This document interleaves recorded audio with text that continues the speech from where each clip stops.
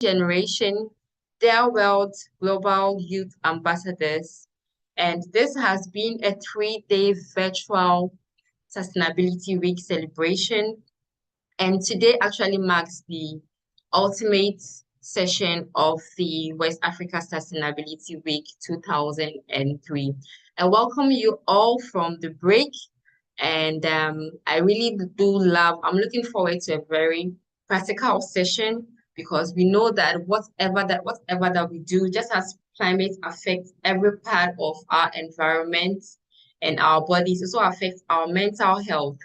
And we can also attest to the fact that there are certain days or certain periods or rise in temperature that actually even affects our mood. And for our environments to affect our mood means that climate impact actually directly affects our mental health. And I know that you do agree with me. When it's quite hot, you see that you are very irritable. You try to, you're not able to even take jokes at times. People tell you that why are you in such a bad mood just because there's been a rise in temperature.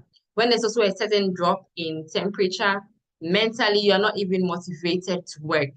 All you want to do is to cuddle because your mind just wants to survive. It's a survival mode, and you just want to go straight into, not thinking or doing anything productive or logical. So I'm not the expert over here. They have bigger experts in the mental health and climate space, and I'm not going to do so much talking. So before I introduce our speakers and then our presenters, I want to let all our viewers, our audience know that this is the West Africa Sustainability Week, and this is the technical session 15, and we will be talking about climate change or climate impact and mental health. We will first have a keynote presentation from one aspect, and then we'll have a panel discussion where we are going to talk about the in and out of mental health and then climate impacts. So without much ado, I would like to introduce our keynote presenter, and he's going to talk about mental health, tell us about the key terms, tell us all about the climate impacts. He is the director and founder of Better Health Initiative, which is an organization that actually promotes and advocates healthy living with the aims of providing sustainable solutions to health challenges across Africa. He's also the Lagos State representative of MAI Foundation. And so due to his passion for humanity, he has volunteered, he has collaborated and partnered with several organizations and NGOs in promoting and contributing to creating a better and sustainable future across Africa.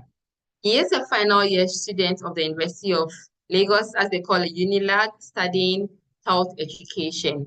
Can we all welcome? But before I pronounce his name, I promised that I was going to learn it. Just in case I get it wrong, do not hold me accountable. But shall we welcome Kehinde Olarinju, who is the director and founder of Better Health, to give us a presentation on mental health. I apologize in advance if I have mispronounced your name, but I will learn it. So Ola, Kenny, the floor is yours. Thank you very much, Emery. Thank you very much. Well, you did try with the pronunciation, but it's pronounced Kehinde Olarinju. I understand. You did a great job as well, actually. Thank you very much. I mean, it's a privilege, a great privilege to be here this evening with young minds and professional and several key experts. And I do not take this privilege for granted at all. All right, so without wasting much time, we don't have enough time. The presentation is just like 15 minutes, so I'll try to touch, just go straight to the point so that we can try to cover as much as possible. All right, so I don't know if you can help me with slide so that people can try it along, or if it's possible from your end, but if it's not, okay, thank you very much. Thank you. All right. Okay, so within 15 minutes, we'll be talking about mental health and climate impact. And this, just as you have said before, the relation between climate and our health, mental health to be precise, cannot be overemphasized. You get, it's intertwined and it's complex in the sense that whatever happens to our environment and our climate can directly or indirectly affect our mental health. You get, and so hence the need why we need to create awareness and discuss these issues because it's very important. I mean, we don't have another world to go to. We don't have another head. It is just this place, and we need to make sure that we come together to make it better for us to live in. All right. So within this thing that we're talking about, the introduction and definition of the key terms, we're talking about the impact, climate impact on mental health, and mental health impact on climate responses. What impact does mental health have on climate? Because the truth is, to create a mentally stable or a person, we need a very good climate to do that, and also to advocate or to promote climate changes, we need sane, mentally stable people to do these things as well. So if you are talking about taking climate actions, advocating climate action, it's only people who are mentally sane, people who are mentally stable that can actually engage in these activities. Okay, so and then we'll also be talking about the role of climate impact on mental health in creating a sustainable future for us all. All right, let's talk about the introduction. I said mental health. Let's go to definition of key terms very quickly. Definition of key terms. All right. So truth is climate impact. Actually, these are changes in our environment. These are changes in our ecosystem and societies. And this effect can have direct or indirect impact on our mental health. Take for instance, in Africa, you talk about drought, or we talk about flooding. For instance, there are some of these events, someone who have experienced flooding before. These things can lead post-traumatic stress, PTSD disorder, and then these things have aftermath effects. Some of these events have aftermath effect on the individuals or victims who have experienced these things.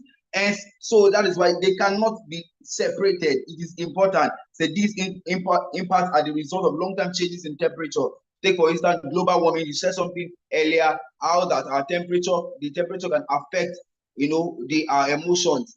Sometimes you might not even feel like working when the sun is harsh and when the weather is not favorable. It can affect how our mood is, the mood swings and all those things. So climate impact generally are these changes in the environment, and how they affect us, and if we talk about ecosystem disruption, food and water scarcity and the likes of them. So, and then I move on to mental health. Talking about mental health basically, we're talking about the emotional and the psychological well-being of individuals in the community. And basically, in a layman language, I would say mental health is just talking about your mind.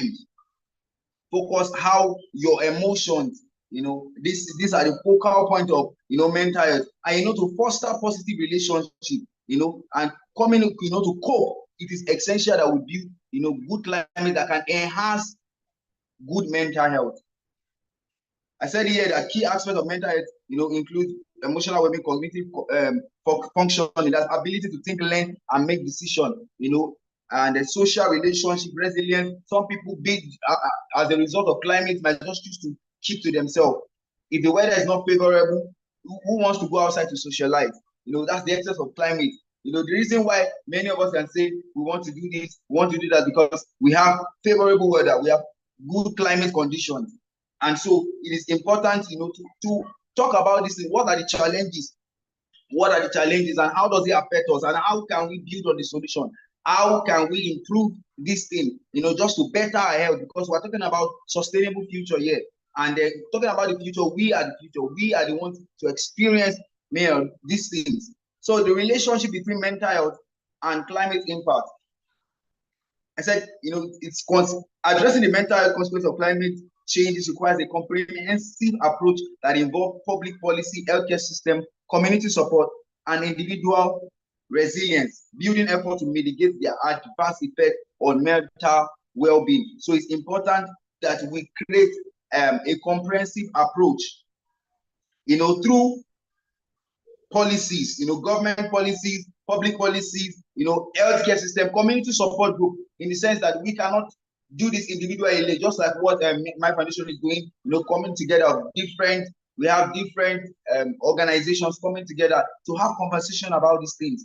And that is the way forward. That is what is important to do. That is the right approach to do, because we need to mitigate these things, the adverse effects of climate on mental. We need to mitigate them through these actions, taking action, not just in words, but having conversation, enlightening people. And that's part of the things that we do in my initiative. Try to educate people, let them know.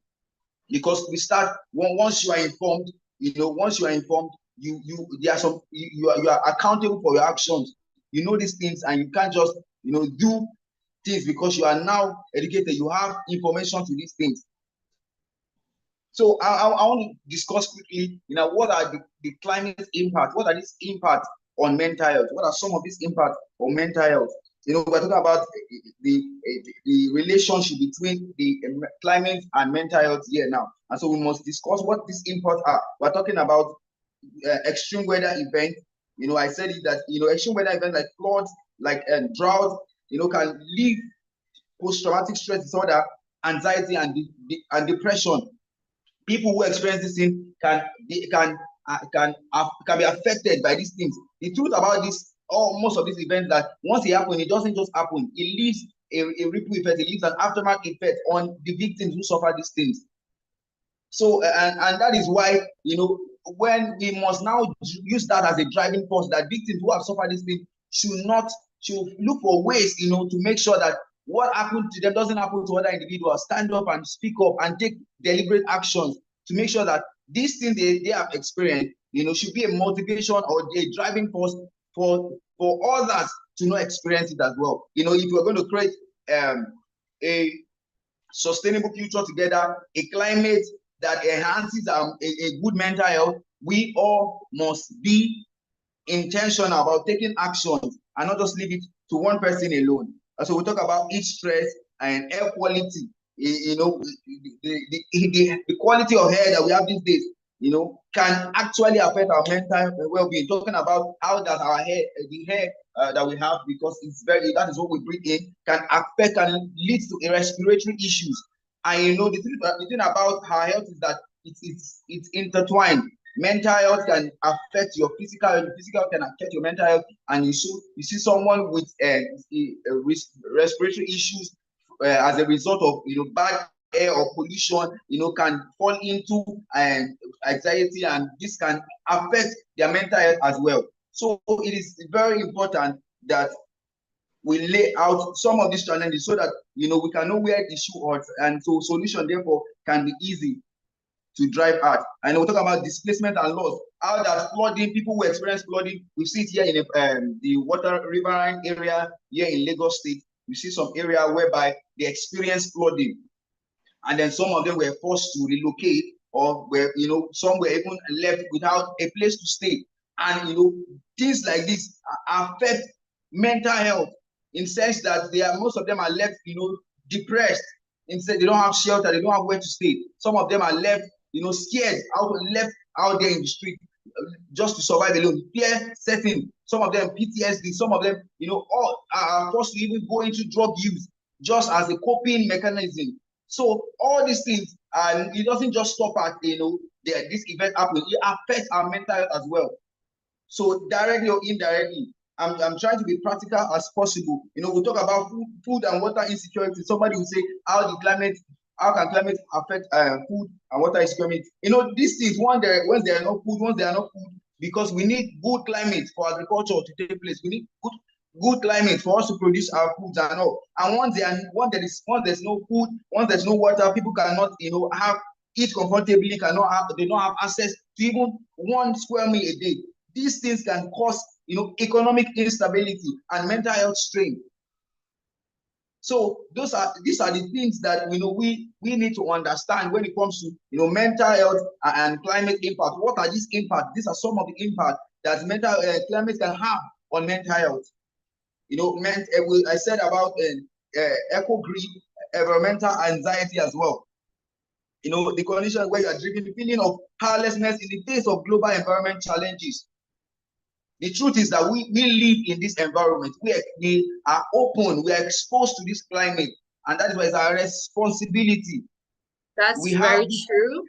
Yes, that's very true. Yeah, we have this responsibility, to ensure that we contribute to a better climate, and it's for our own good. Because if we don't do it, who will do it? Africa must stand up, and we must come out of the state of ignorance and take this deliberate action. Because I said it earlier that in order for you to build a good climate system, we need a mentally stable people. And in order for people to be mentally stable, we also need good climate system as well. And that is the relationship between these two. So I want us to look at mental health impact on climate response. What is the response? What's the impact of mental health on climate response? How do people... Kenny, yes, I really like your last sentence, saying that it's high time that as Africans, we come out of our ignorance of overlooking climate impacts when it comes to our mental health. I really love the step-by-step explanation that you have given given to us, letting us know the direct and indirect impact on our mental health. Yes, and that is actually time for us to rise up and then work on this aspect of ours, because indeed the environment affects us directly or indirectly. And with this said, we are going to have a multi-stakeholder panel discussion, and we would have to discuss and divert into this associated impacts, how to improve your health. We'll talk about how what specific challenges that we as Africans face when it comes to the climate crisis. We're also going to see the interconnected nature of the environment adaptation as well as climate adaptation.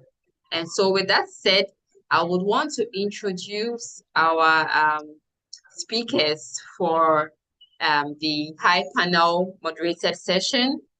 And I hope that I get their names right, really pronounced, because we come from different, I do acknowledge that we come from different places, and perhaps with our individual backgrounds, I may not be able to rightly pronounce certain names. So I apologize in advance if I do mispronounce your name. So the multi-stakeholder, I think whoever hasn't muted should mute, because we're having a bad feedback. Could you off mute if you haven't unmuted, please? Great, thank you so much. So if you have just joined us, this is the West Africa Sustainability Week 2003, and this is session 15, the penultimate session to the 3-day virtual week celebration that we have had. And my name is Emery, the climate sociologist from Ghana, and I will be talking about the mental health impacts as well as the climate impacts. And I have here with me Akwayemi Claude Akisanya, and he is a student, a campaigner, and an activist for Young Leader and a representative of the Global Network of Young Persons with Disabilities, United Kingdom. We are also going to be joined by Alfreda Ayeki Chawe, who is a public health executive from Ghana, West Africa. We also have Joy Ezenos Ativi, a representative of Metal Wind Mind Empowerment Foundation. We are also going to be joined by Manuel Muke, who is the country representative from Zambia of the MAI Foundation. We will also be joined by Tassa Martin Mi, who's a student of University of Bue in Cameroon. And the last but not the least, we have been joined by Dr. Mariam Gamal Amin Geris, who is a representative of the Egyptian Youth Association. So now our panel discussion is set on the floor, and I will be talking about, as I said earlier, we'll be talking about how climate change exacerbates mental health, the challenges that we face in our African communities. And we have health experts like Dr. Mariam, as well as Frida, who could also tell us a bit of the science. We also have a representative from the Disability Network, who could also give us insights from all over. So this is going to be an all-round discussion. So should I randomly choose who was gonna answer what? But I'll just say the first question. If you would want to answer first, you could just give me a hands up. You could just react, and then I'll let you have the floor. So as we've had a nice presentation from Kehinde, he told us step by step. He's giving us a very beautiful background. Now, the next step is for us to be very practical. How does climate change exacerbate mental health challenges in African communities? And what specific vulnerabilities are prevalent? How does climate, so Joy would like to take the floor. Joy, I'll give you the floor so that you tell us how climate change exacerbates mental health challenges in African communities. Next after will be Claude from the UK, who would also be joining us. Joy, please have the floor. Hello, everyone. It's good to be here. Thanks for having me. My name is Joy Ativi. I'm a clinical therapist on emotional intelligence and mental health. So I'm also the founder of MetaWin Mind Empowerment Foundation.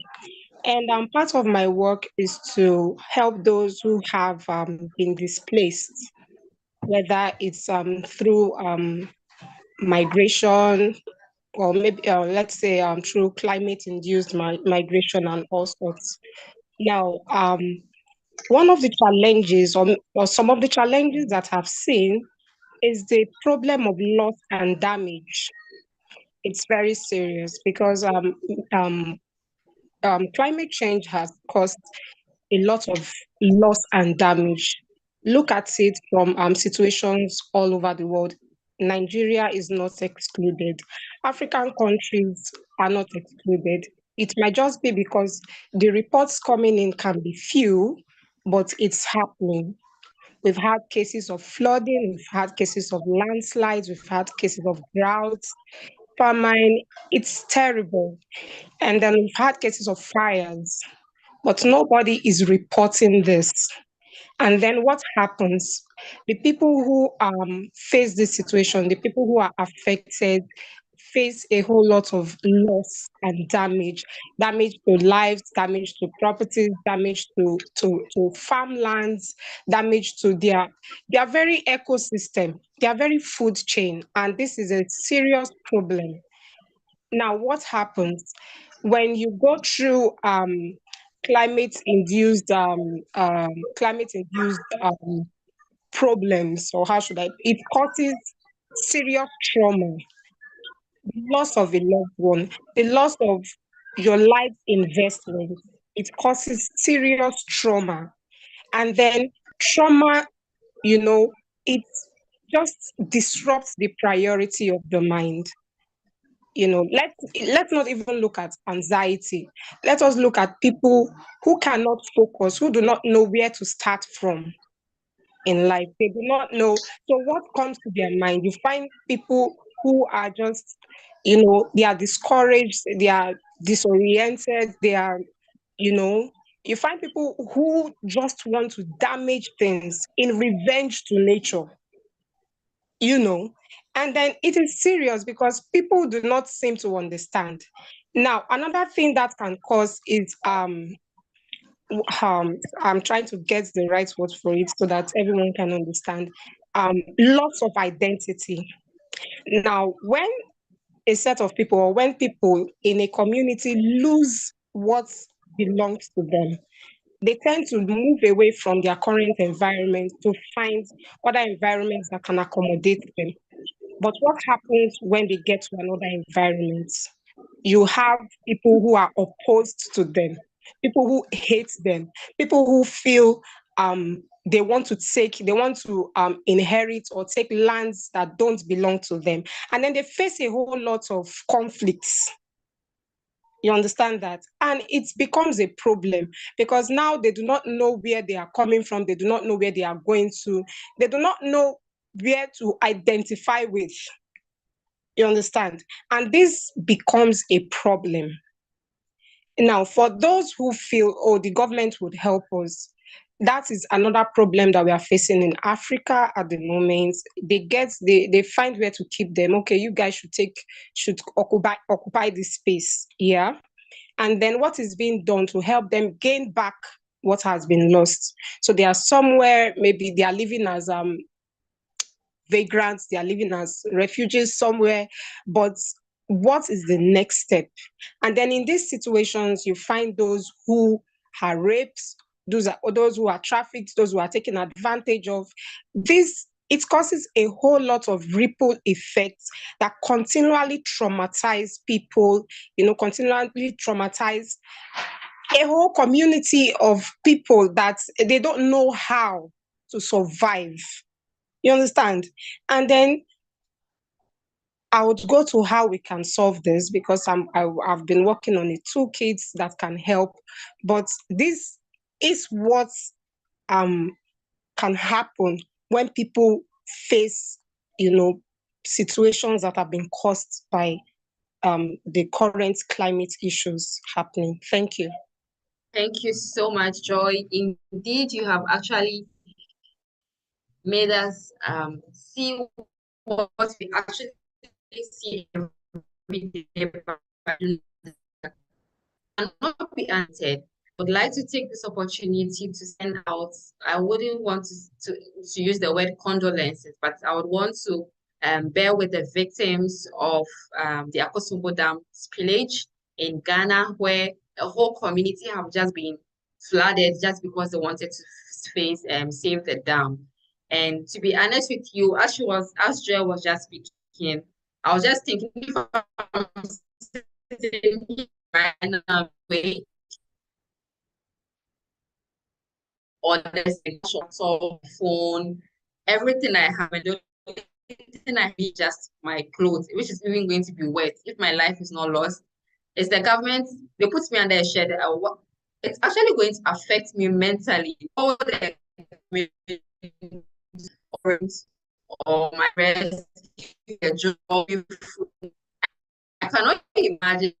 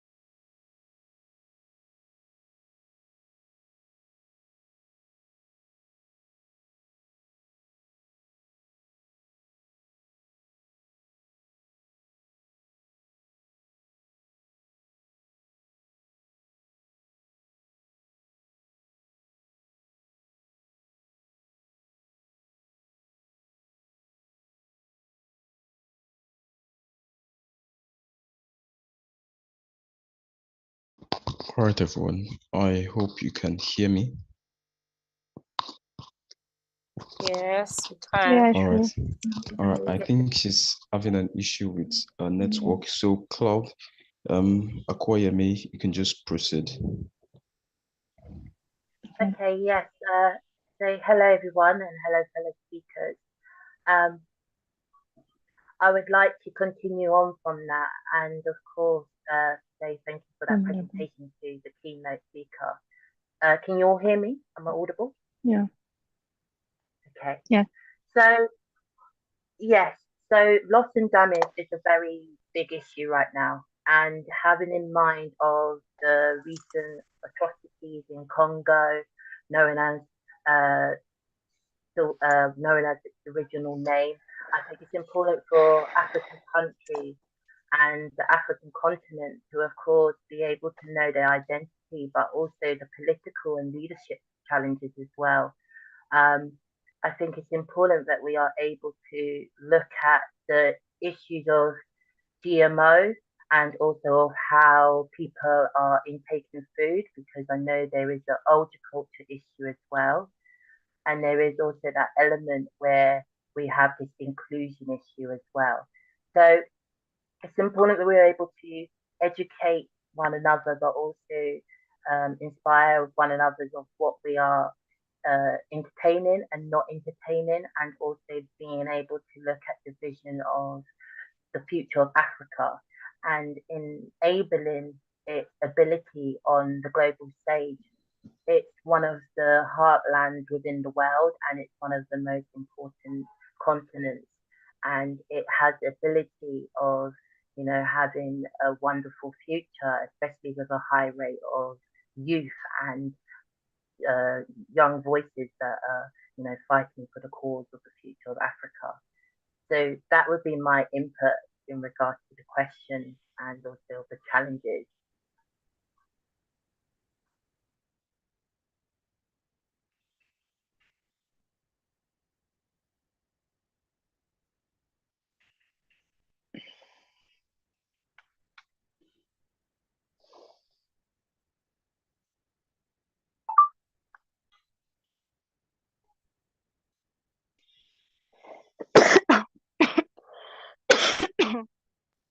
All right, thank you very much for that. I think Emerin is not on the call yet. Would any other panelist love to contribute also to the question before she joins back?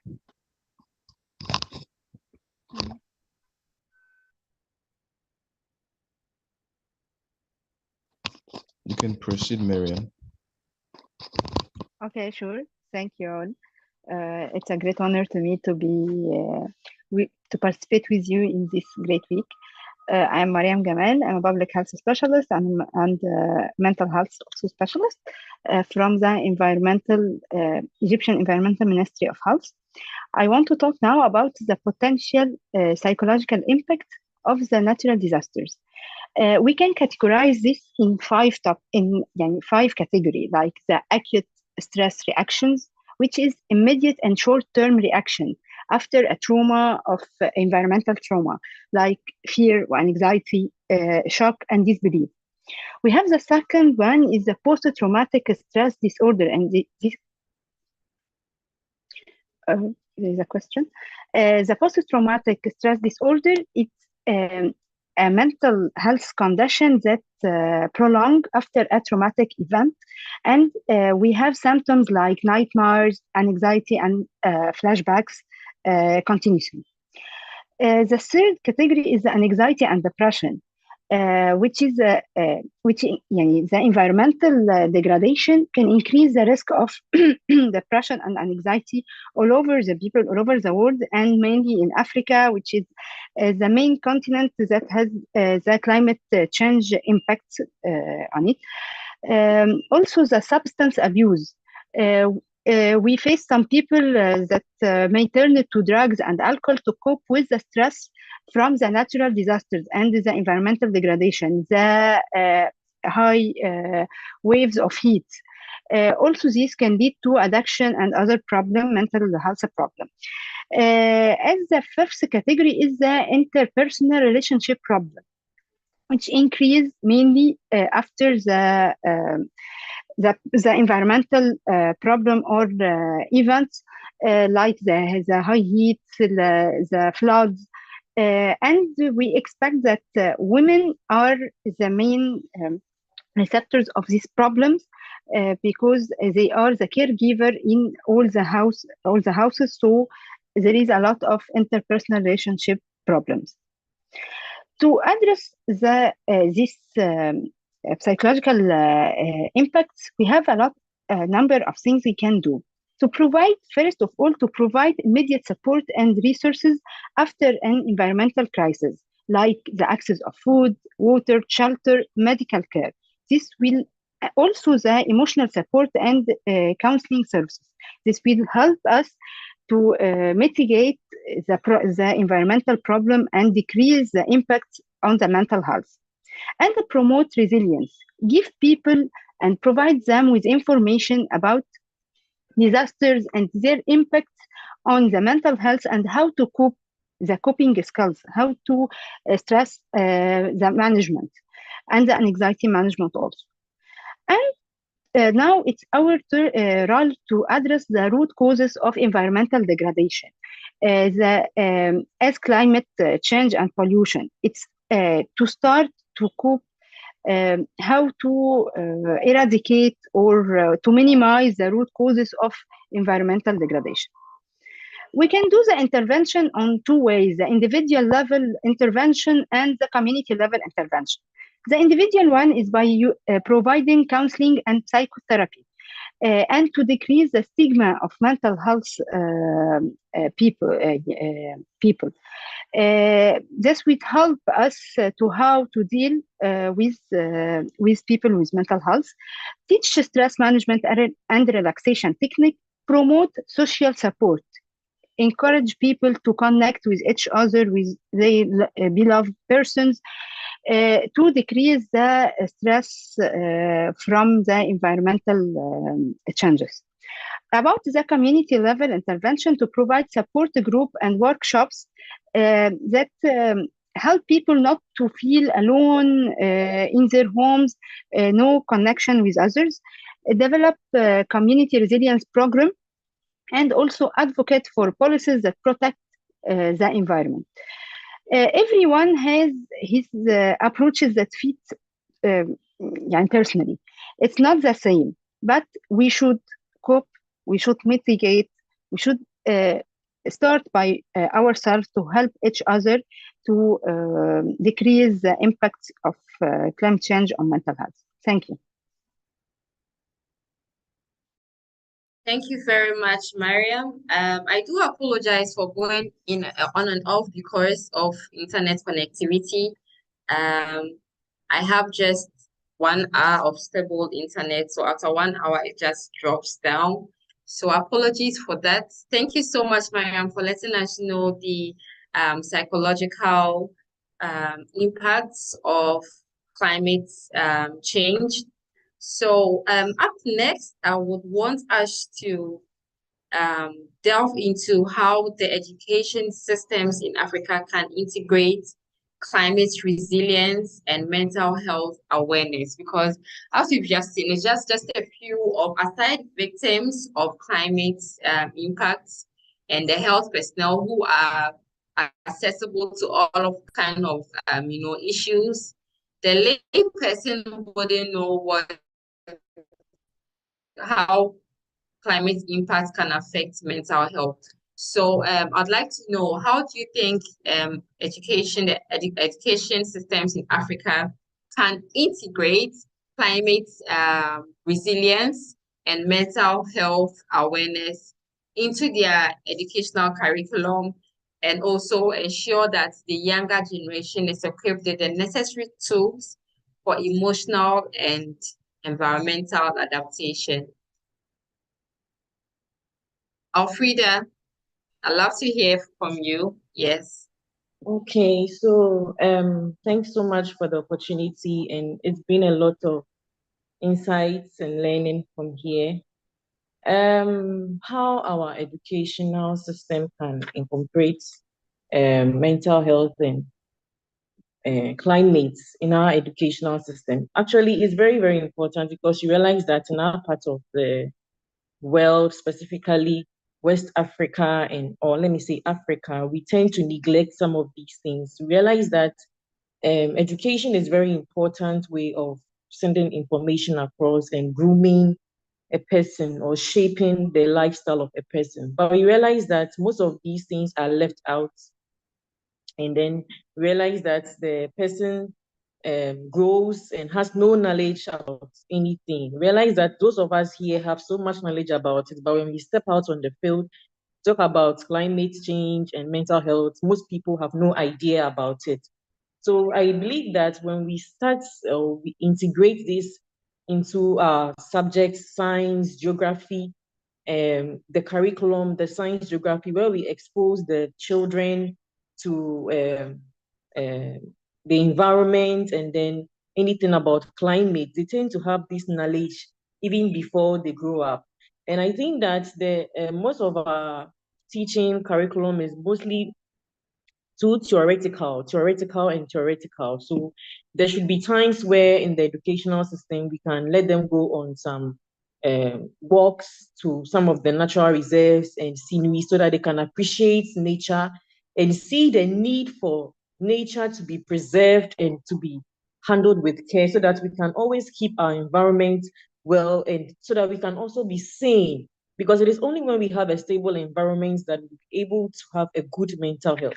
So if our educational curriculum can incorporate some of these things into our science and geography courses, and then also enable students to take practical activities to admire nature and also to see for themselves how nature can actually impact their psychological health, it will also be very, very helpful. And then I also think that the NGOs should also collaborate with some of these school institutions and work with them, organize workshops on climate actions that needs to be taken so that we can actually reduce some of these climate changes we are having here in Africa and around the world.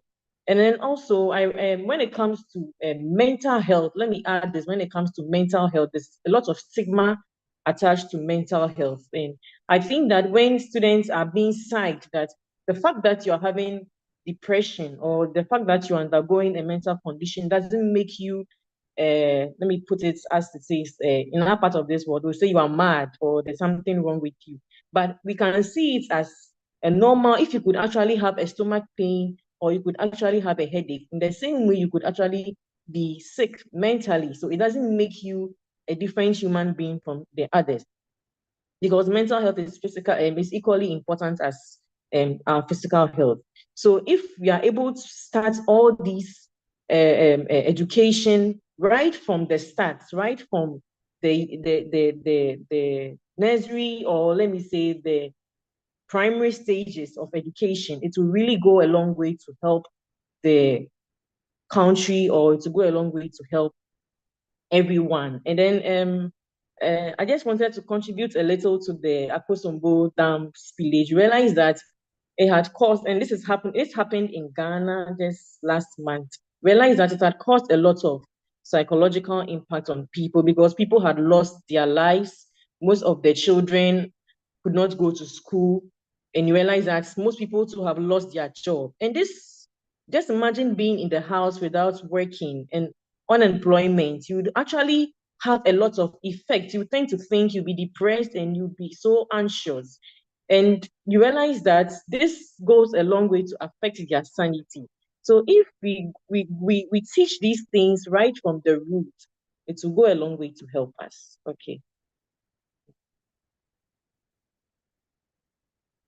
Thank you so much, Alfreda. This is actually true that if the government could inculcate climate education as well as mental health impacts right from primary to the tertiary institutions, that would actually make us aware.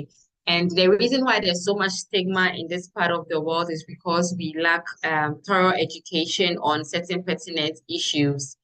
Manuel from Zambia, how's the weather? How are you feeling? And how do you think education systems in Africa can integrate climate resilience and mental health awareness? Okay, thank you very much for this opportunity. Am I audible? You are very clear. Thank you very much. I'm going to just elaborate a few because the previous speaker has just said a lot, of which I'm just going to say about 1 million of us each and every day we go to bed empty and hungry each and every night because not because we don't have enough food to eat, but because there's deep injustice in the way food is being produced and accessed. So in increasing corporate power in food production, there's the climate crisis and unfair access of natural resources impact on people ability to grow and buy food. So these are causing a lot of us and a lot of countries to not to have the wanted food, and they are particular harmful, and there are few people who are access, and a lot of the youths in the world, or let me say Africa, to say they say agriculture is for elder people, and we always find it very difficult, and find it very difficult for younger people, or let me say the youths, to advocate, or maybe let me say to be the key or stakeholders of the economy in the food sector. So it's very unfortunately that the level of hunger and the level of food in our countries, in our communities, is very poor, and you find to say we are failing to control the crisis. And at the end of the day, there are just people who are raising and affecting the climate and cutting trees using charcoal so that they can get they can earn some living. They cut trees without replacing, and these are causing a lot of toxic acid and a lot of things as on a global wide. So we are finding it very difficult for forest and other stuff to grow, or let me say to have its own resources and control. I'll take an example of my country, Zambia, where we are having issues of land issues, and a lot of youths they have they don't invest in agriculture. They just want smart, or let me say white collar jobs, which is office things and other stuff. Where if you advocate for agriculture, if you advocate for climate justice, uh, a lot of people doesn't have that knowledge.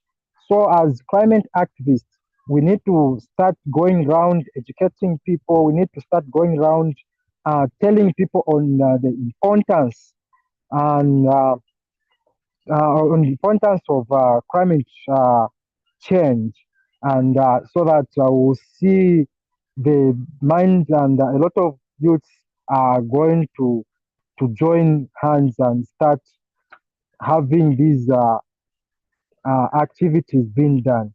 Yeah, so these are just few contributions I want to add on. Thank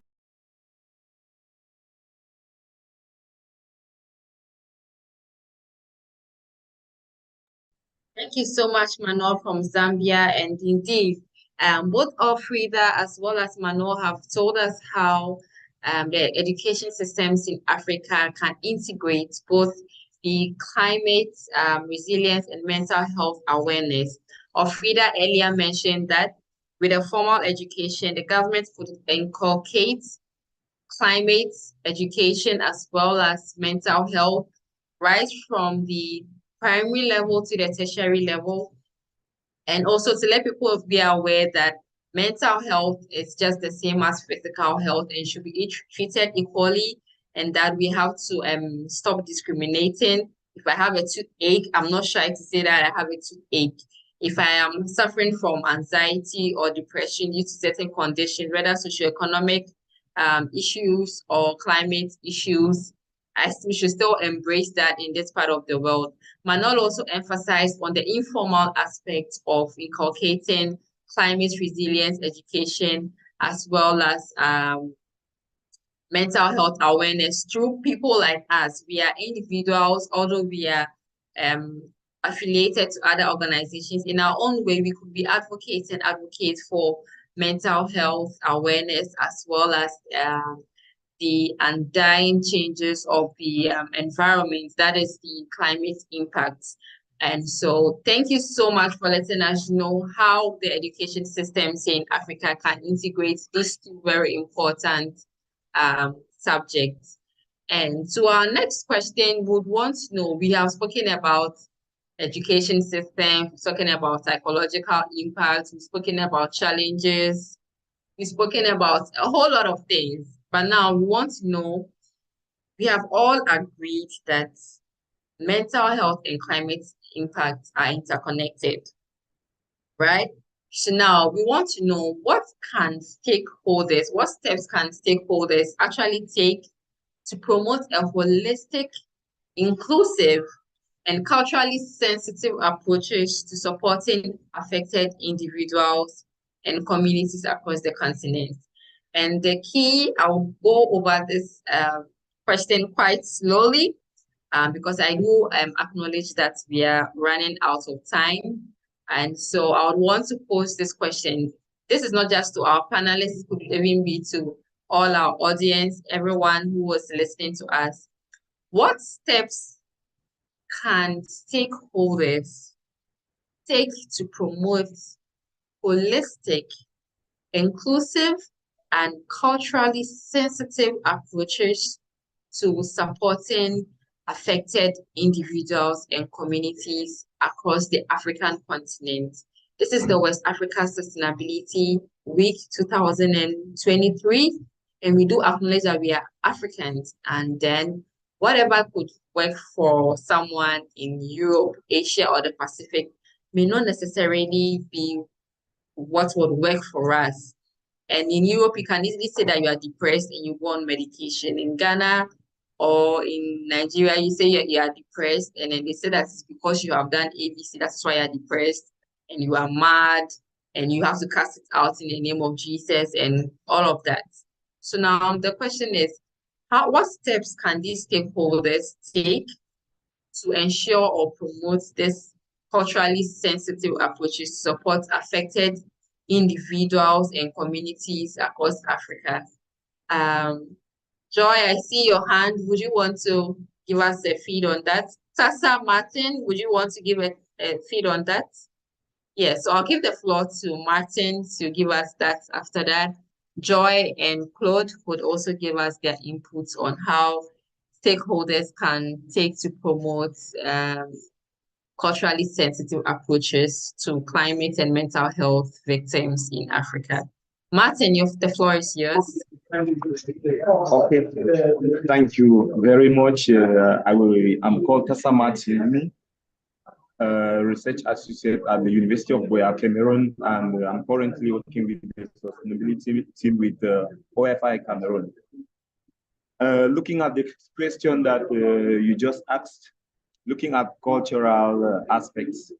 First of all, we know that mental health remains a key aspect. And unfortunately, we are faced with climate change. And we know that, for example, if we look at the disaster, we will see that if a disaster happens in a place like, for example, like an earthquake, we come to realize that some natural habitats or cultures or whatsoever, habitats will be lost. Once people are being displaced, what happens is that the culture of those indigenous, those indigenous in that community, what happens is that they're going to migrate to other areas. And by so doing, what will happen is that we are going to erase our African culture in our different environments. So what can the government do in this aspect? The government needs to come in to do what? To first of all identify individuals or indigenous from these communities, give them sensitization. Because if we have community advocates where the government actually promotes, we'll see that at this level, they'll be able to play a key role, because most of these advocates will be coming from those key communities, and they understand very well how cultural aspects can play a vital role in mitigating climate change, no matter how devastating the effect of the climate changes to that environment. Another aspect is that what? We are living in a digital world, in a digital system where what? Our government, our stakeholders, they can be able to do what? If they can always send messages in such moments, like reminders or whatsoever, you see that at the end of the day, they will be playing a key role. Because assessing these communities at times, it's not usually very easy. And we know that the people that are facing actually the greatest effect, the highest effect of climate change are what? Are these people in what? In these marginalized communities. We can also look at the situation of cities and whatsoever. If the government can come in the digital form, where we can be able to send messages, constantly reiterating on this aspect, it will be able to help us. Because mental health, you see that just trauma, just anxiety, individuals in the communities, because at the end of the day, in as much as we don't look at sustainable ways to be able to do it, to make sure that we bring in all our citizens in our individual communities to have a key role, we will be missing out, because creating laws, creating policies that will favor us, and at the end of the day, these policies are not being put into place. I think that at the end of the day, we are not solving the situation. Rather, they will be traumatized. They will not be productive. They will not be able to do what to think and act fast. Thank you very much. Thank you very much, Tasamasin. Joy, could you please give us 1 minute submission? After that, I'll give it on to Claude and Samuel to also give their inputs. Thank you so much. He has said so much, but I want to add a best practice that would go a long way to, cause a ripple effect that would bring positive change. I believe that it would be great to involve local communities, let them engage in decision making when it comes to climate adaptation and mental health. First of all, we need to educate them.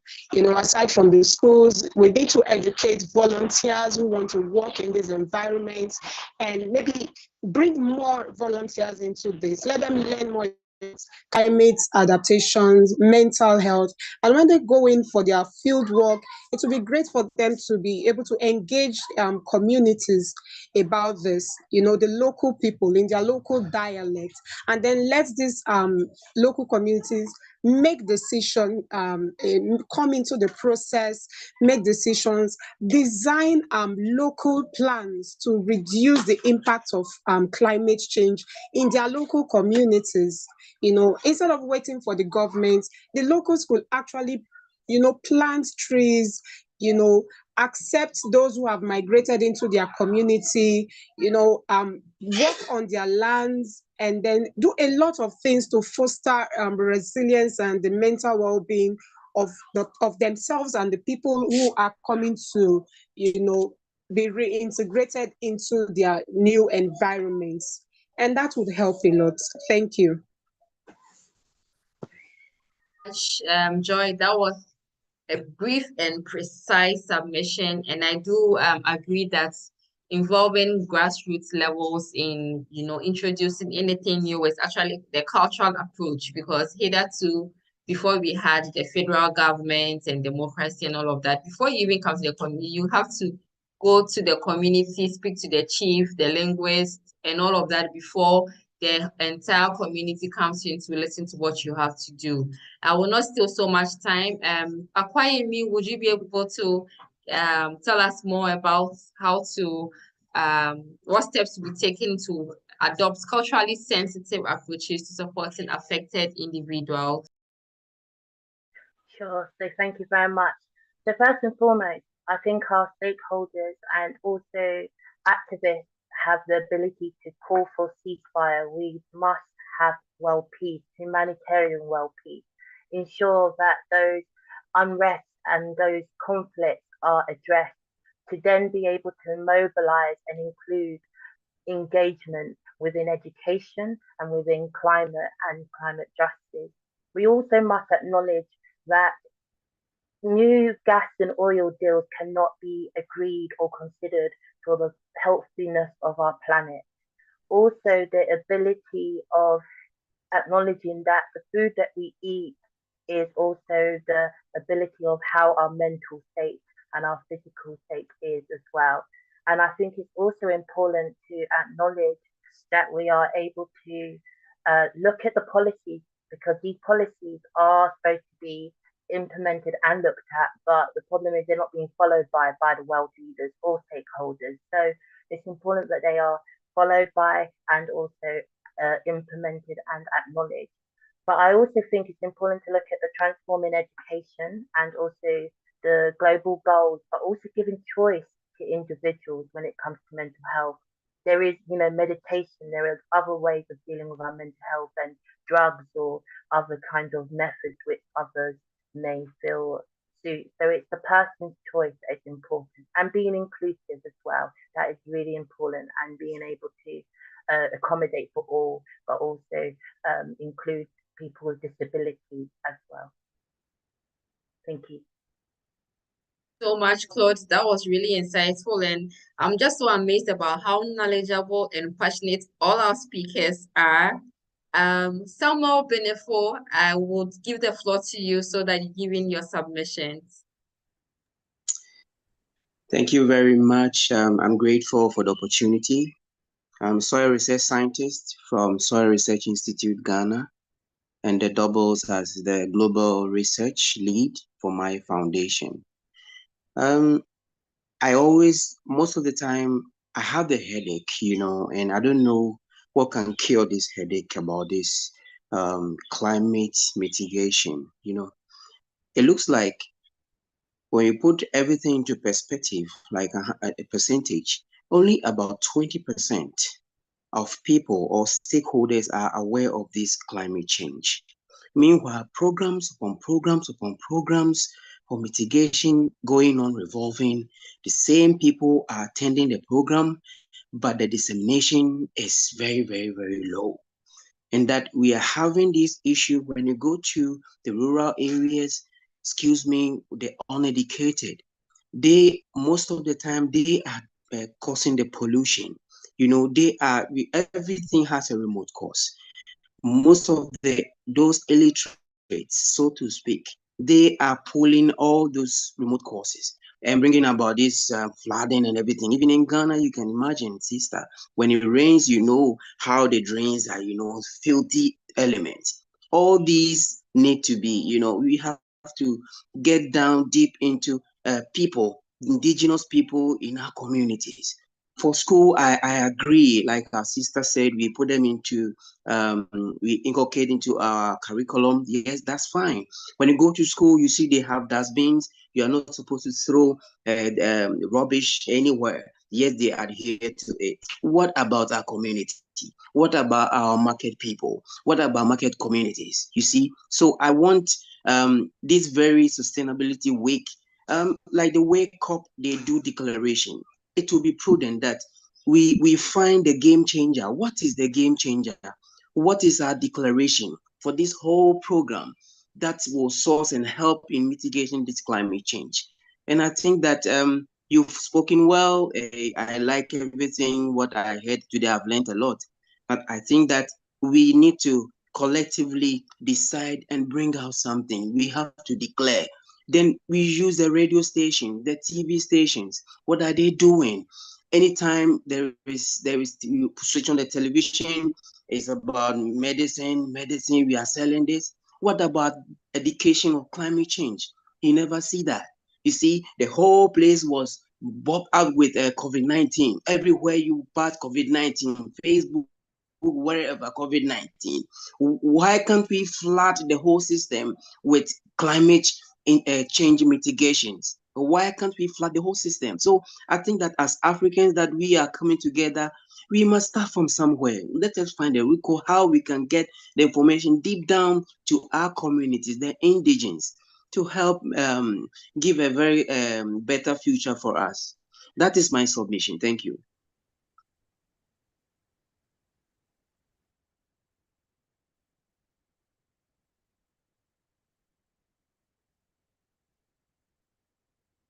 Thank you so much, Samuel. I totally agree with what you have just told us. Indeed, we need to go back to our indigenous ways of disseminating news. Yes. So from the Ghanaian background, back in the days, we used to have sanitation officers who talk about hygiene, keeping your environment clean. And if you don't do that, I think they use a stick to hit you. So the Ghanaians over here, if you are not too young to remember that we used to have something called Papa Tankers.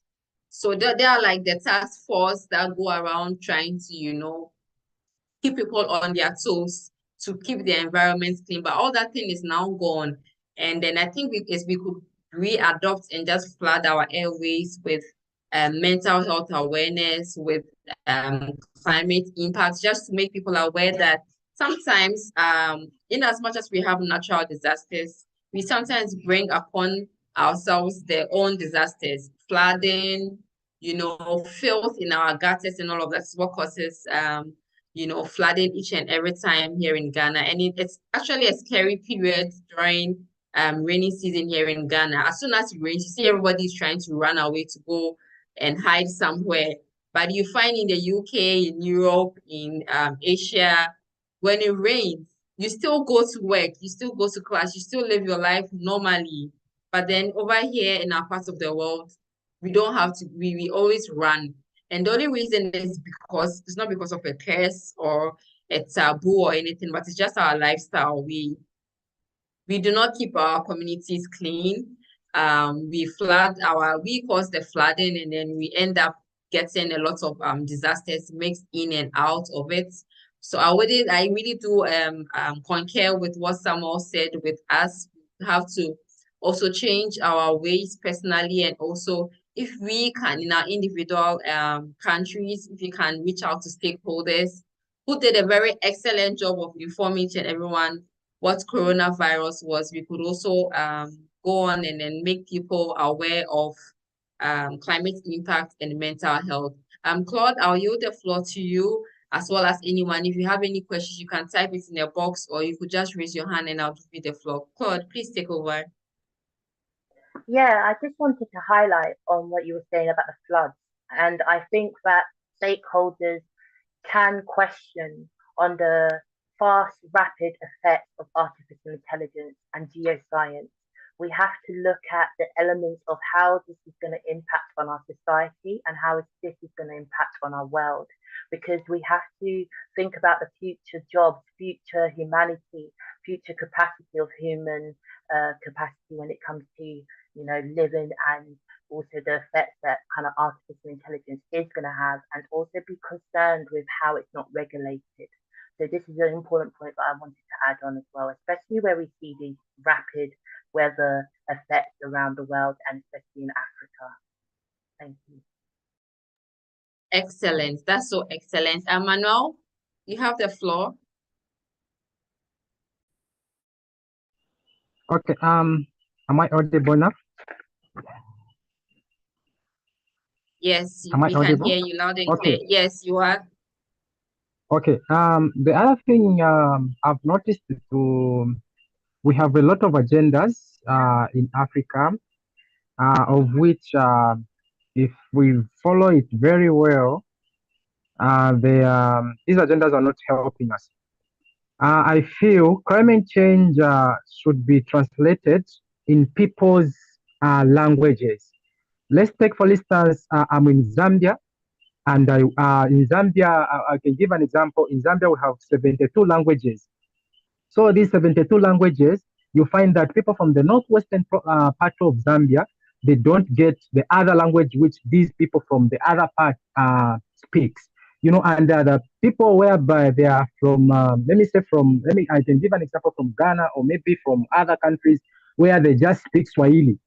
And climate change is just translated in English. So we are finding it very difficult for our people to connect, and for our people to understand what others are talking about, what climate change is all about. So if climate change can be translated in local languages and make it very low, and translate the language to a simplest way whereby even a kid can understand, just like the way they translate HIV and AIDS awareness, just the way they translate malaria awareness. I feel this is going to help a lot of young people. This is going to help a lot of countries, and it is going to help a lot of people to understand and to start implementing these climate change issues. And you find it to say a lot of things are going to be worked out. And instead of us having agendas, and we have even listed agenda 2063, I don't know if it is 63, of which we are not implementing, and a lot of speeches, people having summits here and there, but they don't implement. So I feel if climate change can be locally translated, I feel it is going to help a lot of people. Thank you very much. Thank you so much, Manuel. I do agree with what you are saying, because if we have to be African and make sure we disseminate this global crisis to the grassroots levels, we indeed have to move from our official adopted foreign languages all the way to our local languages, and that would actually help us to bring everybody on board to be able to mitigate and adapt to the climate crisis. And if you have just joined us, this is the West Africa Sustainability Week, and my name is Emerin, and I am the climate sociologist from Ghana, and we were joined here by a high-level stakeholder panel discussion, and I had with me Akwayemi Claude from the United Kingdom.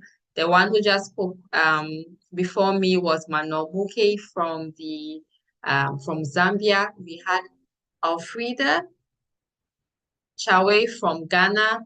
We also had Tassa Martin, as well as Mariam Gamal from Egypt, who shared their insights and impact on how climate change and associated mental health issues could be mitigated or controlled here in Africa. We also had Joy also giving us intensive knowledge about the psychological and emotional issues, as well as touching on loss and damage. We've also had a lot of people coming in to speak about what they wanted to do. And not forgetting, we had a nice presentation from Kehinde Ola, who gave us an overview of what mental health is, as well as how the climate change affects people. I would want to say a very big thank you to Seiram, Grace Nayele, Lydia Popper, the MAI Foundation, as well as Michael Olupitan, Olantuje, all of you who are connecting with us, Boss James, Samuel, all of you. I want to say a very big thank you for joining us for the past hour and a half to dissect the knowledge and then see how we can improve upon how our culture can accept mental health challenges and be aware that climate impact can also affect all of that. If you have any questions, you could pin it down, or you could just raise your hand up and I'll just let you know. We just have barely 5 minutes to wrap up. If you have any questions, but if you do not have any questions, I have one little exercise I want everyone to do. Could you all, for just 1 second, turn on your camera? The host MAI Foundation, if you could just take a picture of all of us. Turn on your cameras, please. I'm going to post it on LinkedIn. I have put my LinkedIn name in the chat, MRNDL, where you can see your picture. So I'm about to take a picture of all of us over here. So please turn on your cameras, put in your best smiles, and let's go. Are we ready? I think I cannot see everyone.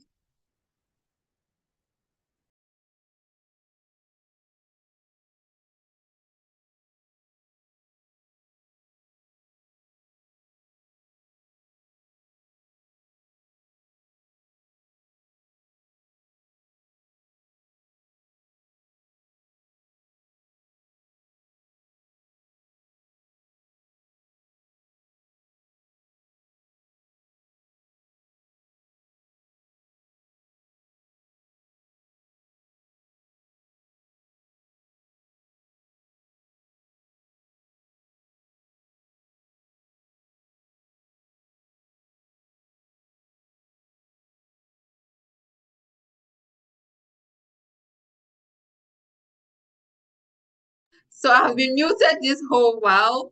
Okay, so I'm saying everyone should turn on their camera. Mohammed, your camera is off and it's going to spoil our picture. So everyone, on the count of 1, 2, 3, say cheese. Cheese. Cheese. Cheese. All right, so I'll take one with this and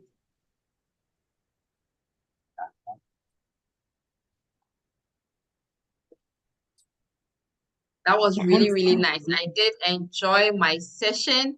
Let's continue to connect with each other since we are all climate advocates and we are mental health advocates. It's been so nice spending an hour with you. I really enjoyed that we had our session. That was actually mind-opening, to me, and an eye-opener, seeing the ripple effects of climate impact as well as mental health. It's been so great.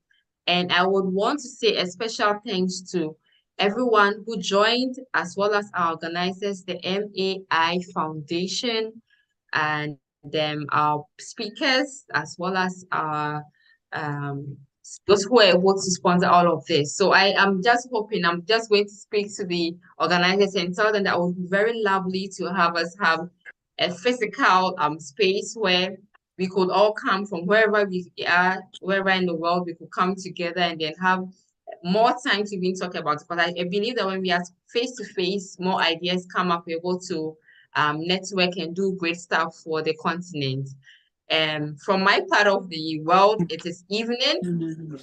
So I would want to say, have a lovely evening. Good evening to all of you. If it's night, I would want to say, have a good night, sweet dreams, and please send out your prayers to all the mental health victims, as well as the people suffering from natural disasters. So this is it's been very lovely, and I will call it a day. Again, my name is Emerin, and I am the climate sociologist. You can connect us.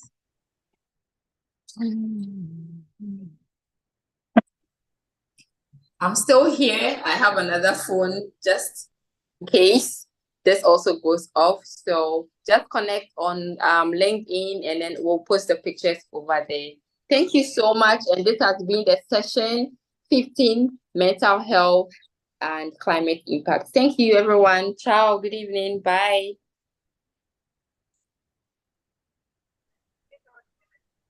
Bye bye. Bye. Bye, everyone. Bye. Bye. Bye. Bye. Bye. Bye. Bye. Have a lovely evening. Yeah, you too. Bye. Bye. Bye, Mariam.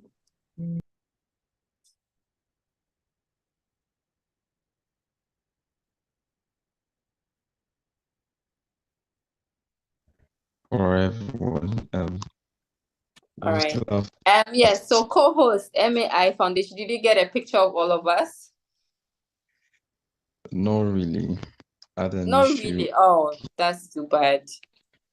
But you can share. I had just a few people, but not everyone at the same time. So All right, you can still share it. yeah. All right. Thank you so much. All right. Bye. Okay, so we do not have your LinkedIn account to follow the pictures. I because I'm using the phone. Okay, let me just copy and paste because I just have my name, Emerin, that I thought you could find, but I'll copy and paste right now because it's still the same phone. All right, thank you. Thank you.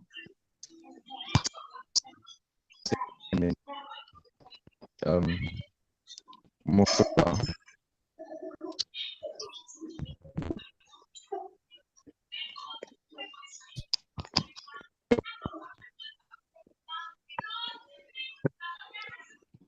The session would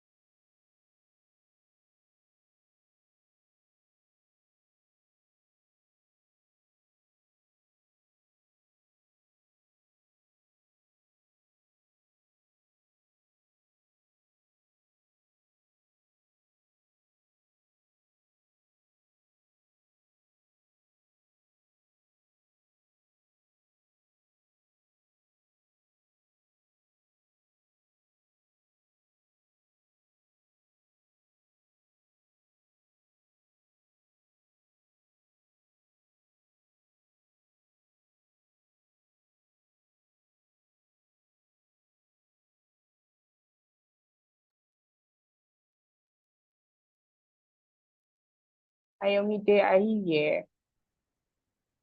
I'm not sure if you're the host, but I'm trying to understand.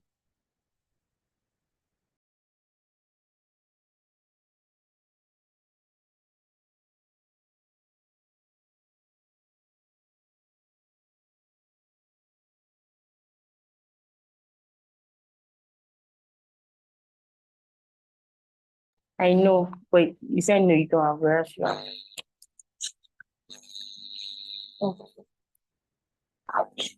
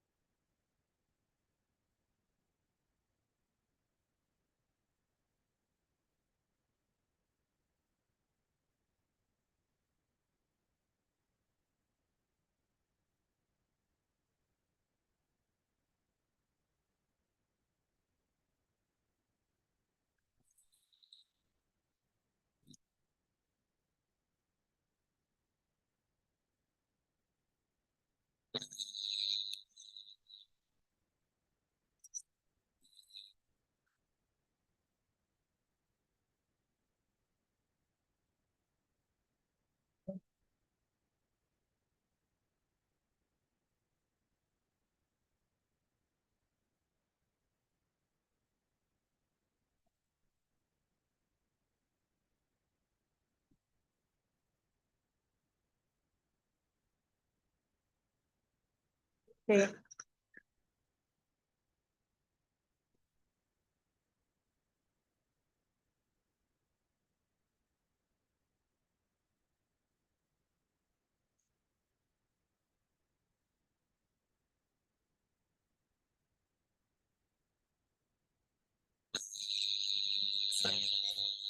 I'm trying to wait till for others. So kindly bear with me.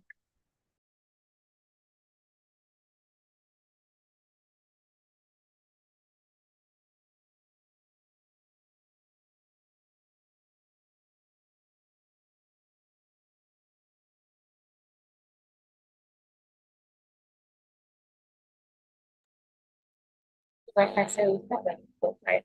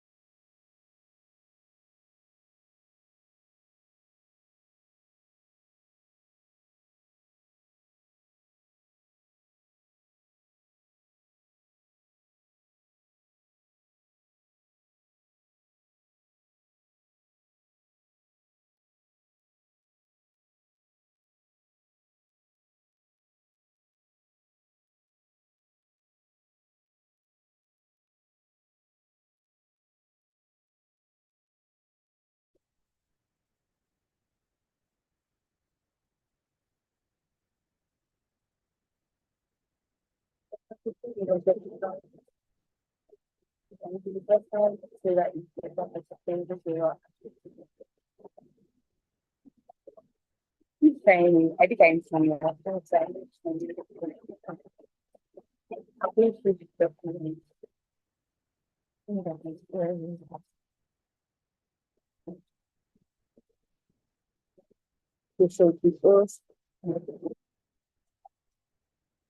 Visible platform.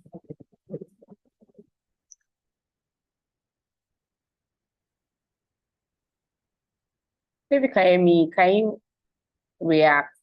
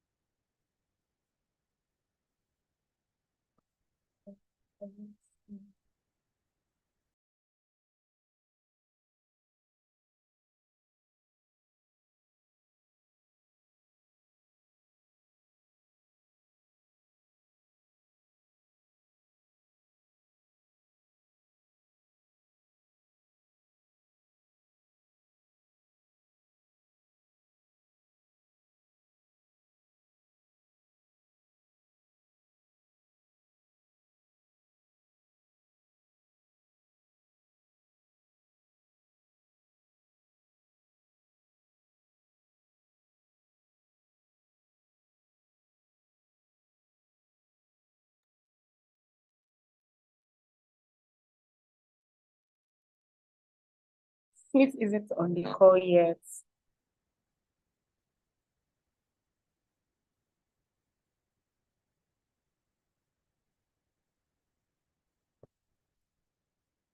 We're trying to make the session, yes. Like I said,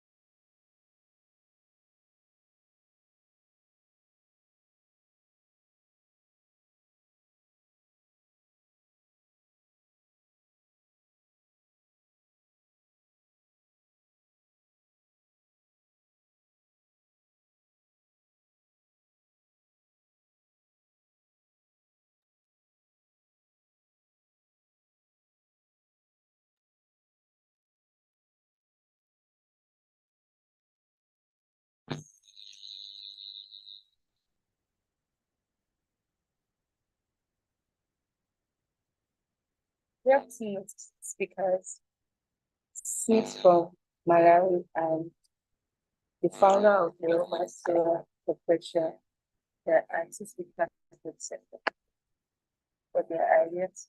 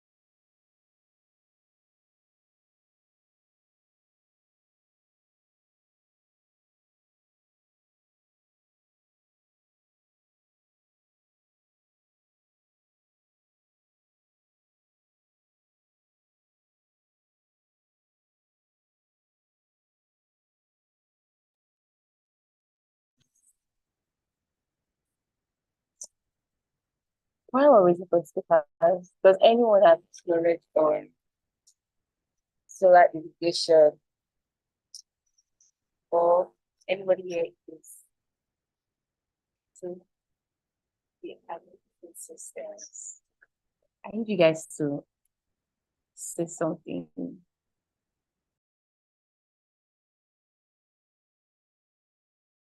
Yeah, we can. I can hear you.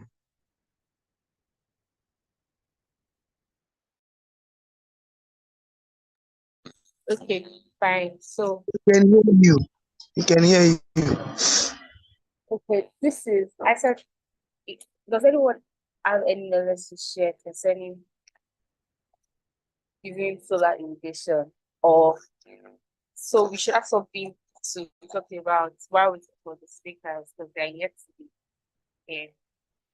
And then also we have multi-stakeholder panel moderation discussion from Lord Fel Dako. I don't know if he's here, or Oluwafemi Omoshiri, who is a representative from Nigeria.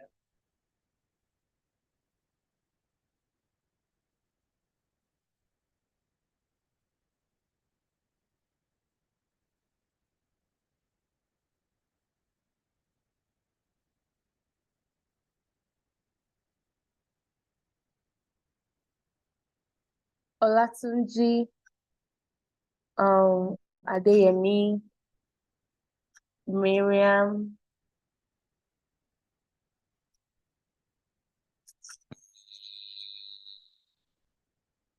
And I want to encourage us to.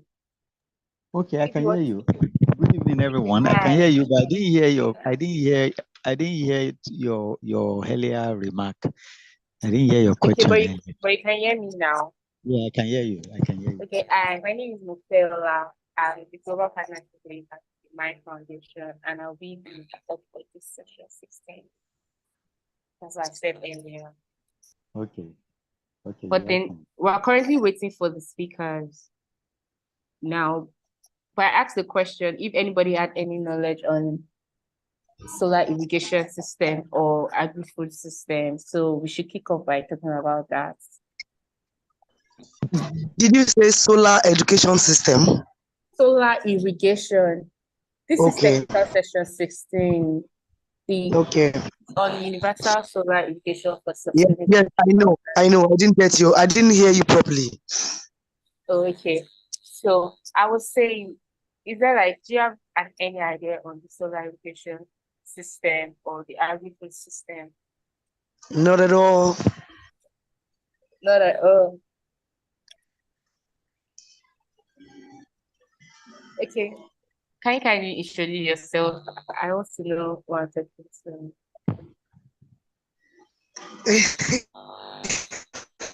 And then you can feel free to okay. You can feel free to turn on Sorry? your video so I can also see you. All right.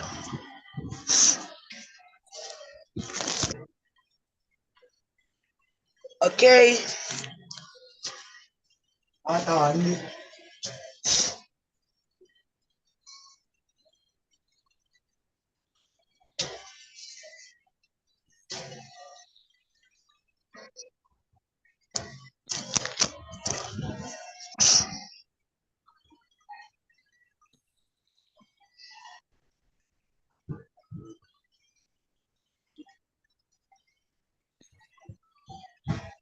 Are you still there?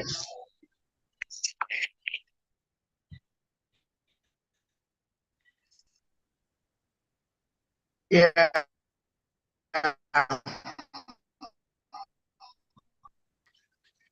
Yeah.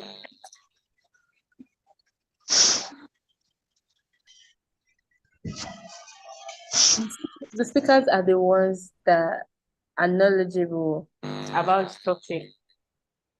Sorry? You said you have an idea about it. Oh. Am I visible now? Yeah, breaking up. Yeah, it's the network, I guess. Okay. I'm trying to not make us spend so much time and But I also have to do something. I know we've been having meetings back to back.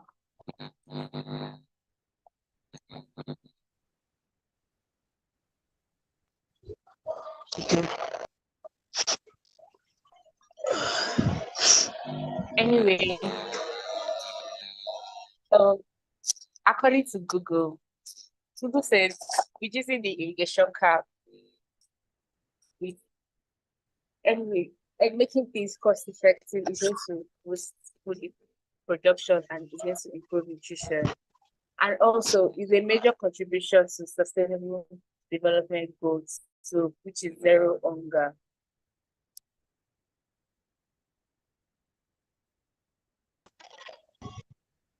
Did you get that? Yes, ma'am. So this technical section explains basically interrelating with sustainable development, so it is zero hunger. So I guess even if like now you say you have no idea on the topic, if you have like any questions, maybe you can always share your questions.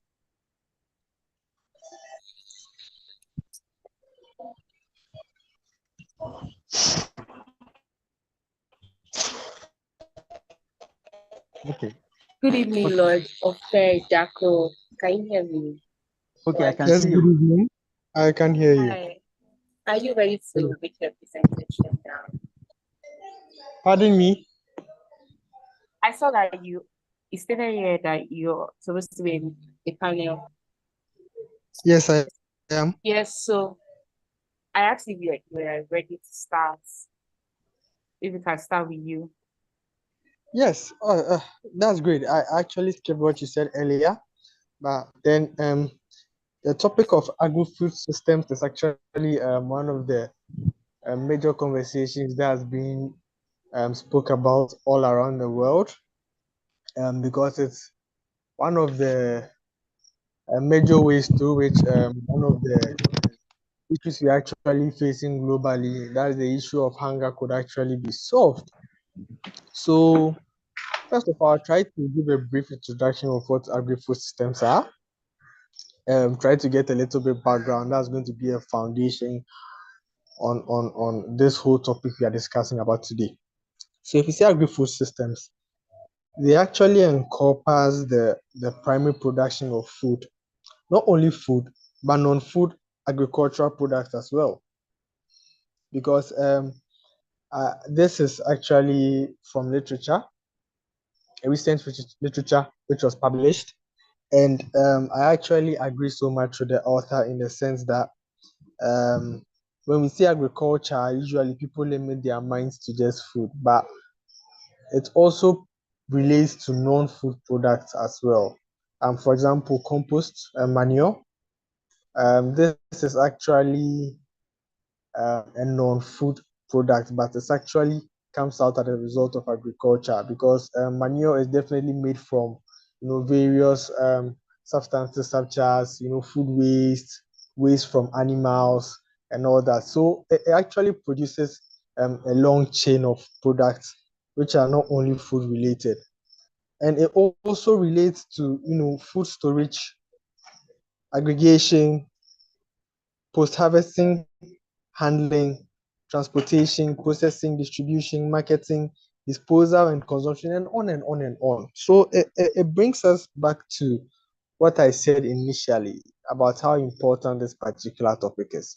Was actually it finds itself in a whole nexus of various divisions and components of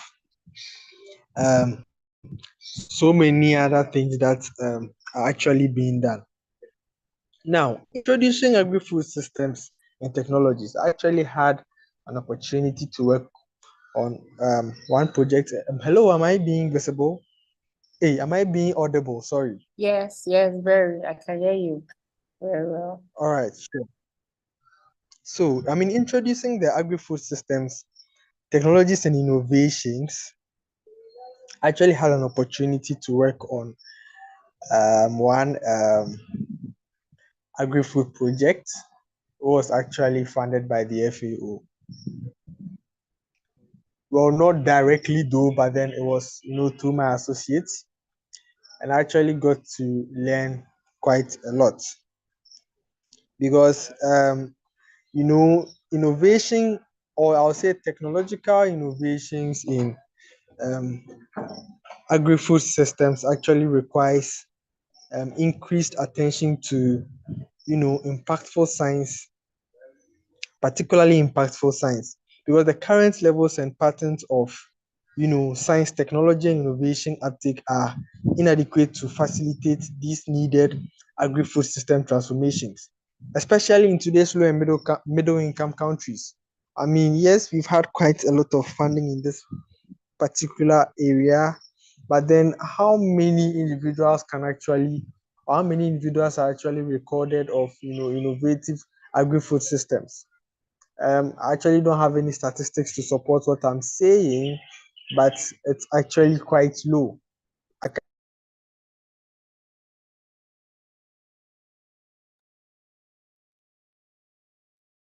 Flow is quite low. Hello, am I Yes, I there? can hear you. Yes. Actually, flow is quite low. And moreover, the descriptive and evaluative evidence on current and emerging STIs is also insufficiently well understood.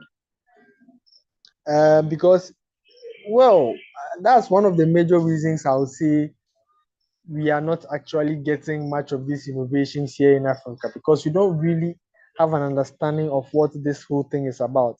It's actually a complex problem. Agri-food systems actually solve a complex problem in a nexus of so many other related components. So it's like you need an in-depth understanding to come out with such innovation. Your research has to be foundational, has to be broad, has to be very, very, very clear.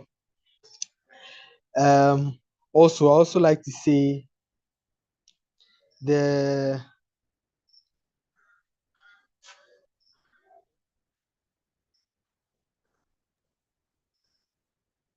hello, Hello. hello, You also like to say, pardon me. you said you also like to say, then you broke off.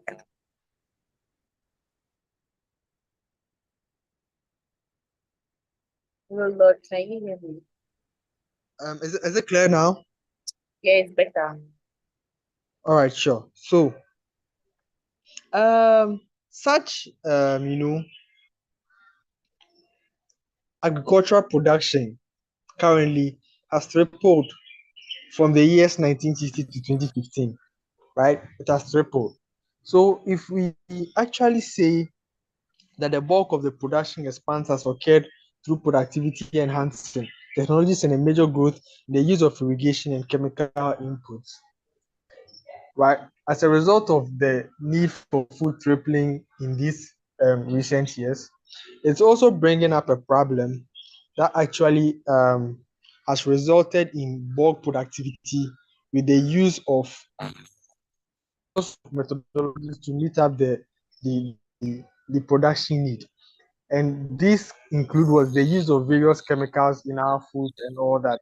So if you are to come up with an innovative, agri-food system, innovative agri-food system idea, or let's say proposal, this is how you should actually start tackling your issue from, How right? exactly? So how exactly? Yeah, in the sense that you should actually begin in modeling or creating a model out of the problems that are being faced. As I just said earlier,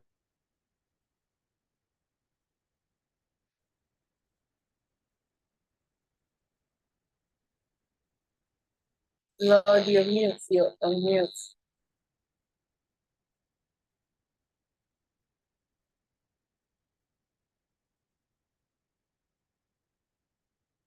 I didn't hear me, Aliyah. I didn't hear you. Aliyah. Miriam.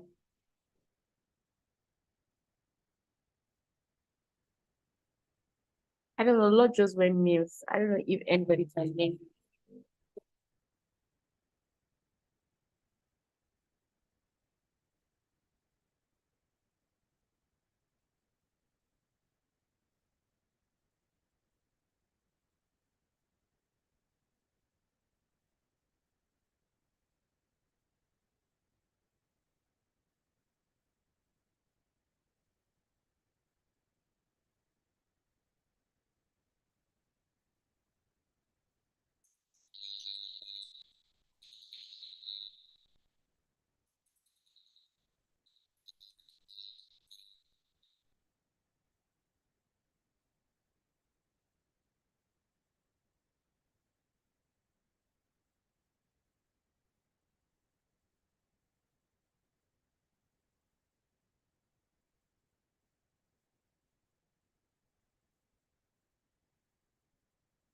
Hi, Lord.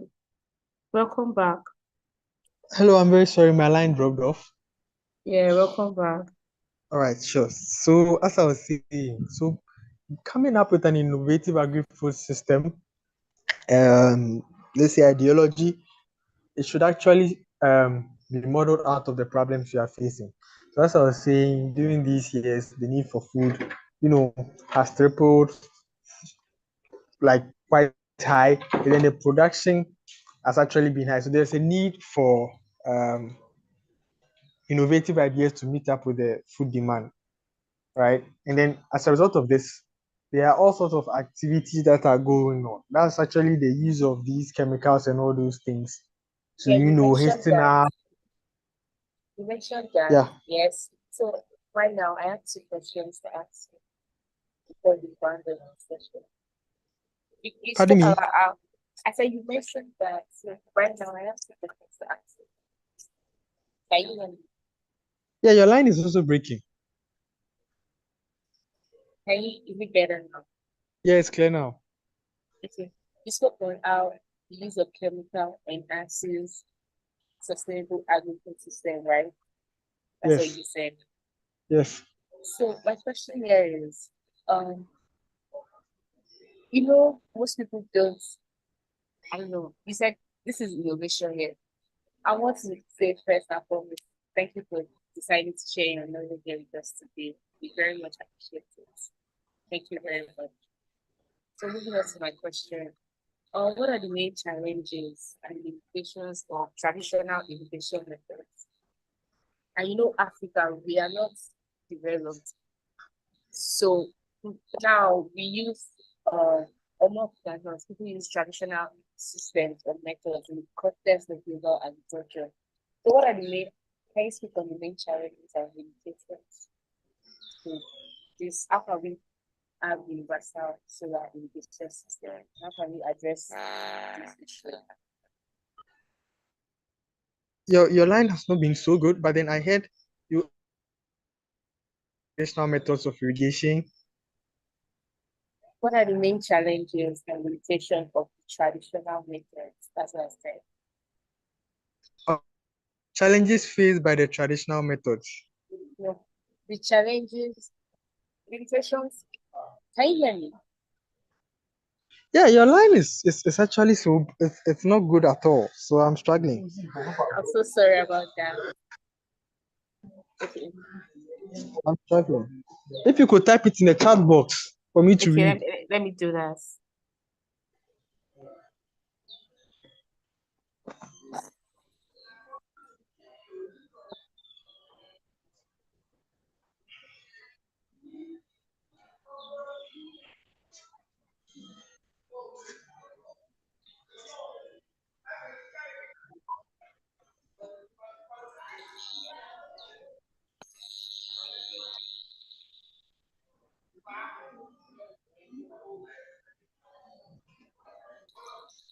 Can you see it? Yes. Yes. Okay.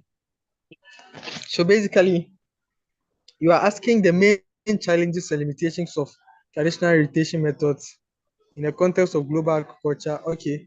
And how solar irrigation. All right, sure. So first of all, there are four main traditional methods of irrigation globally. They are the basing, the check basing, the furrow, and the strip irrigation.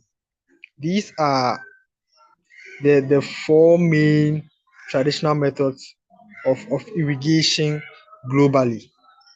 Now, I'm coming down to the question of the main challenges or the limitations of these. Okay, so how do I even go about this? So about the strip irrigation, right? Let's take all the four main types of traditional irrigation one by one and then explain. So with the strip irrigation, hello? Hello? I can hear you. So with strip irrigation, the land is actually divided into a number of long parallel strips called borders, right? And these strips, Right. well, with what I witnessed, they are actually separated by low ridges or reefs. Then the irrigation water is usually supplied to the border, which is allowed to enter from a supply ditch to the head reach of the strip. Now, there are advantages to it, right? These are the less production area lost, right? The ability to irrigate small crops, these tiny crops, and then there's actually no need to repair or rebuild between irrigations. This is one of the most common traditional methods. But then, if you are using the strip method as an irrigation in farming, how many hectares of land can this irrigation system supply water for your farming activity? Exactly. It's So that's actually the problem here. yeah, That's one exactly. of the It's actually challenges. cheap. So how Yeah, can we overcome exactly. that? How can we address these issues? What do we need to do? What you actually have to do is, as I said earlier, is about more opportunities, giving more opportunities to farmers, right? Because these farmers actually they are less privileged, they are less resourced, but they actually go an extra mile to provide or to try to make a difference with the little resources they have. So it's up to us to actually scale them up, actually give them more opportunities, either funding, either capacity building and training, and so many other ways to actually scale up the work they do. Now, when it comes to the solar irrigation issue, most of these farmers aren't aware. Maybe there's a huge knowledge gap in our rural areas concerning farmers.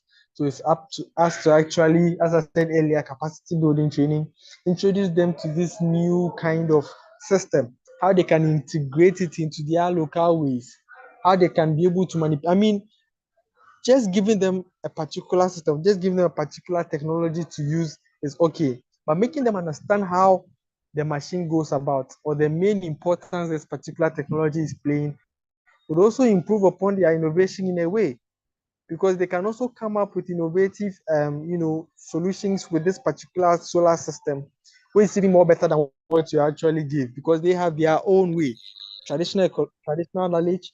They have their own ways of doing common stuff in big style. So these are the ways you could actually go about it. Well, unfortunately, I have another meeting to attend, so I have to run. And thank you guys Thank so much for you. giving me this Thank you opportunity very to share much. my ideas on this I was going to platform. And I ask you a hope to, question, another question. yeah, I sent it. Can you just yes, quickly yes, address it then you can leave it? Thank yes, you. please, I'll do that right now. Yes, I'm waiting. I sent it. It's on the chat. Okay, it's on the chat. Sorry.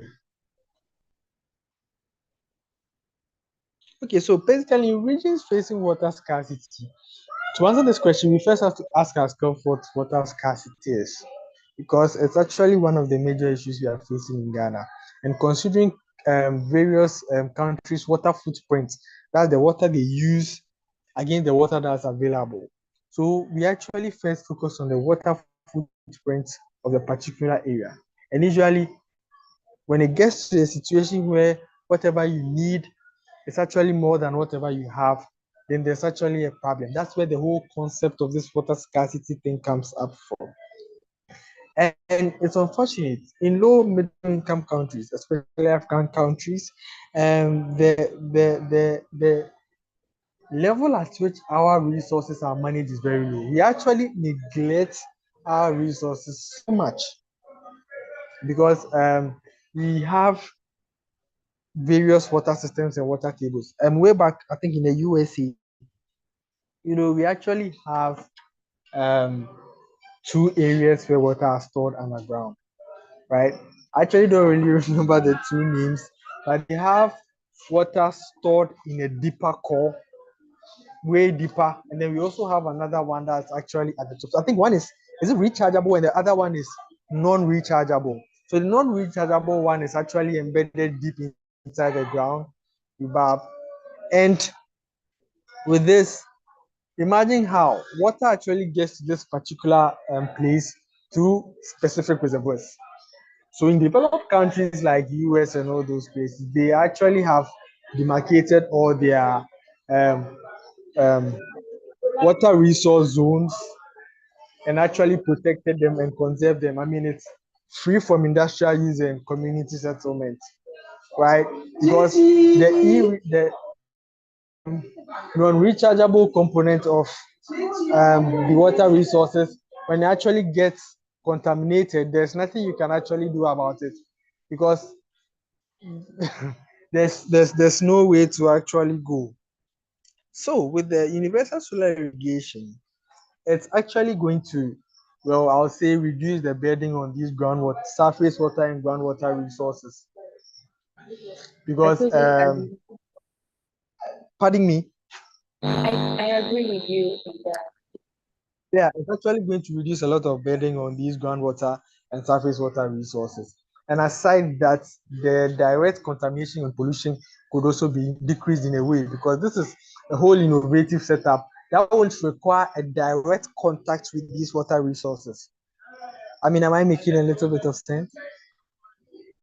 You're Because making it very with well. this, yeah, I mean, with these resources, the more the direct contact, the more the pollution. There's this sort of um, alignment between these direct contact and pollution.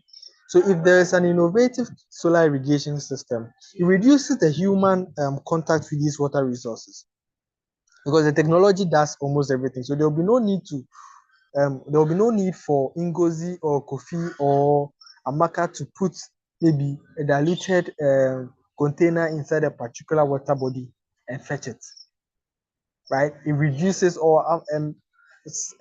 these animals going directly into these water resources to drink, right? So it actually reduces the pollution rate, which undoubtedly results in conservation. So with this particular question, I'll briefly give this answer. I hope I was actually clear with my explanation. Hello. Yes, you were. Thank you very much. Thank I you. hope You're you said you had another meeting to go to. Pardon me. You said you had another meeting to go to. Yes, please. So I'll actually run away. And Thank thank you you. so much for hosting me on this platform. You're welcome.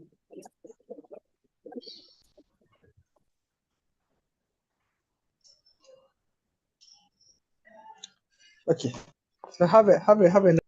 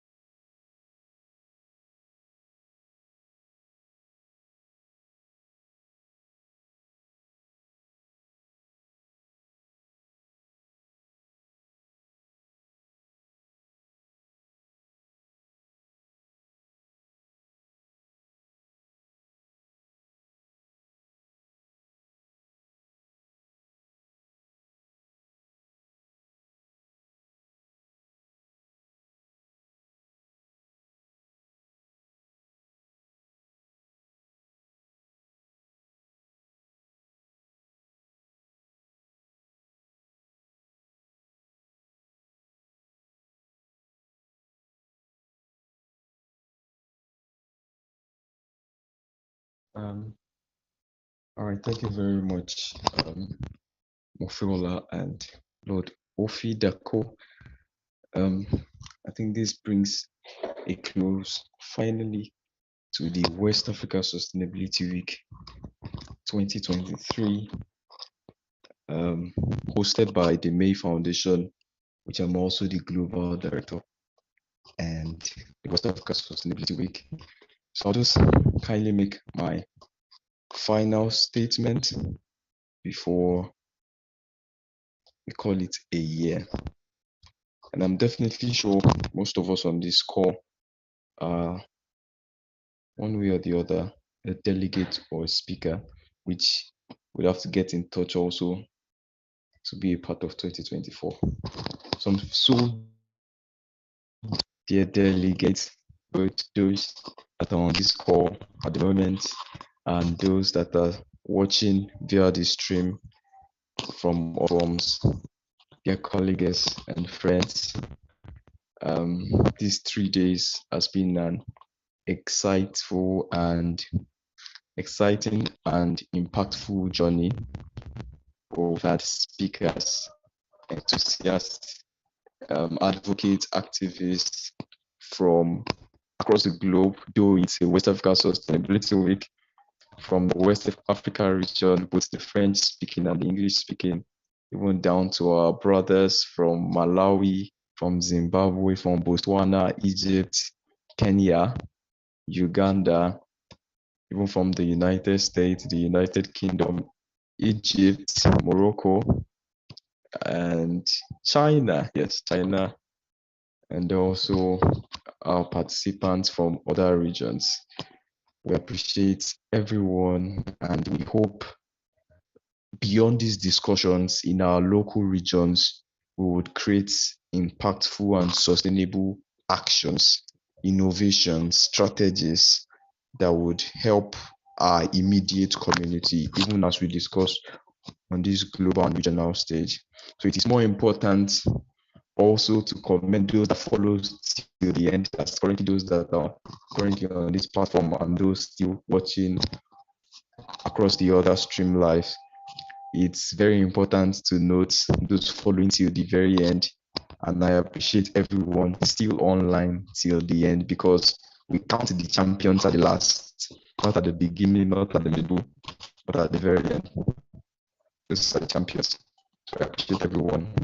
And as we proceed even after the West Africa Sustainability Week, even onto COP28 in Dubai, we need long-term commitment beyond all of our advocacies, beyond all of our meetings, just like the West Africa Sustainability Week.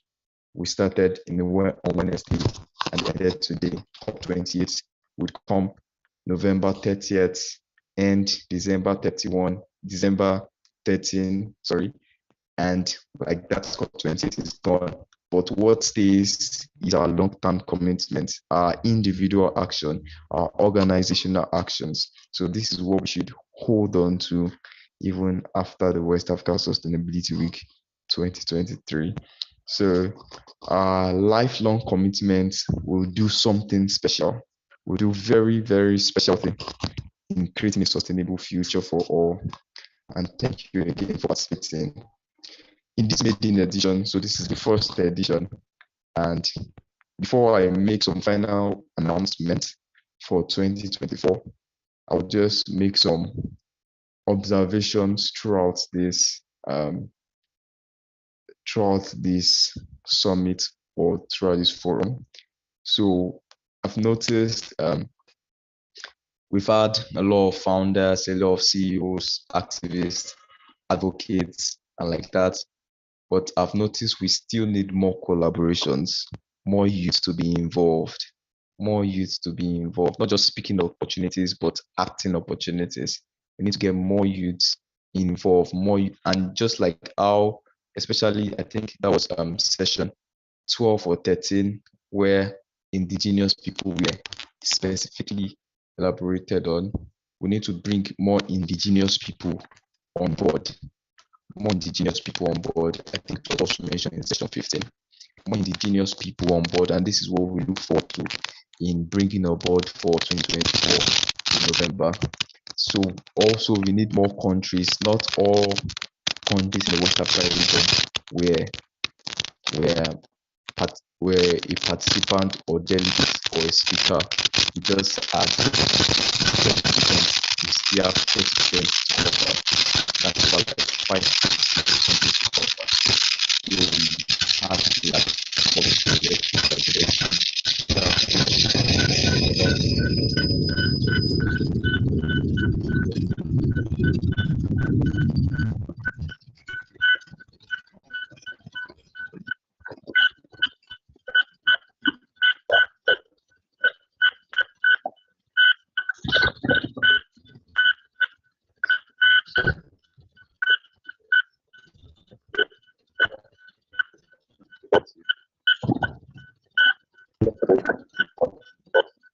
Global research,